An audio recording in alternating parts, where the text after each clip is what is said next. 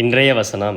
யோபு தன் சிநேகிதருக்காக வேண்டுதல் செய்தபோது கர்த்தர் அவன் சிறையிருப்பை மாற்றினார்.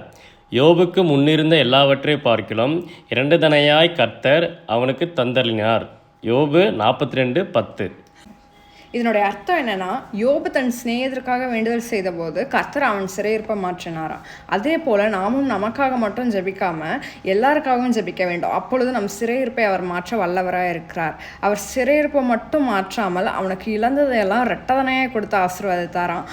யோபுனுடைய முன்னிலைமையை பார்க்கலாம், அவனுடைய பின்னிலைமையை அவர் ஆசீர்வதித்தார். அவனுக்கு ஆடுகள், ஒட்டகங்கள், ஏர்கள், கழுதைகள் எல்லாம் ரெட்டதனையாய் உண்டாயிற்று. யோபுக்கு 7 குமாரரும் 3 குமாரத்திகளும் பிறந்தார்கள்.